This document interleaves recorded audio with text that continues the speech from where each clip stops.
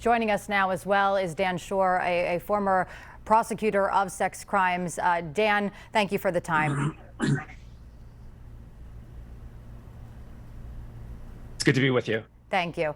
Let's talk a little bit about where this goes forward. We have heard about possible criminal charges and what else can be expected against the governor. Where do you see, I'll say, the case at this point taking shape from here? Sure. When people think about possible criminal charges, they're talking about forcible touching, which is if you touch someone in an unwanted way to harass them or to abuse them, and that could possibly lead to up to a year in jail.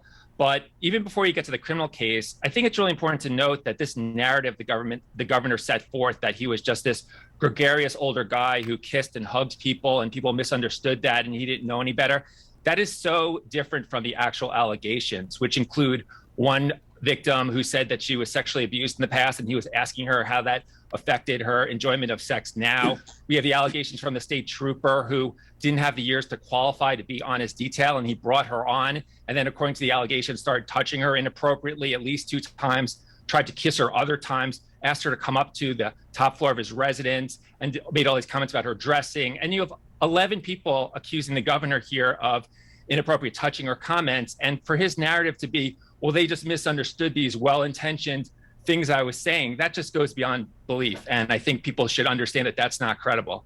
Dan, I would ask you to dive in further to the attorney's remarks, what came from Rita Glavin before the governor did speak, because she kind of went through the names, specific names mentioned in the report, showing some of the pictures that we saw there and making the case that this was not sexual harassment. Take a look at these photos. There's nothing wrong in some of these images, in reference to the trooper saying that the trooper was not put on the detail for any obscure reason, kind of unpacking each of the accusations made by the individuals. What was your thoughts on the job she did in that specific moment?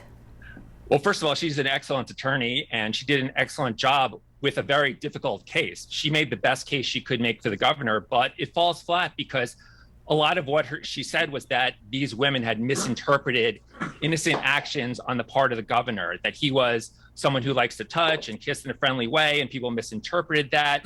You have 11 different women over the course of many years, many of whom didn't know each other, who separately reported, many of them contemporaneously, that the government touched them in a way that they made them feel uncomfortable or said things to them that were highly sexualized and inappropriate, especially someone in the power position he had, not just someone who was a supervisor for most of them, but also someone who was the governor of the state. And that goes in line also with what was detailed in the report about the alleged atmosphere of toxicity and retaliation that existed in this office. And when I investigate sexual harassment claims, often sexual harassment is supported by this Dan, atmosphere where people are afraid to report. for one moment, as we do have to hit a quick commercial break, but I hope that you will stay with our panel and that all of you will be staying with us as well.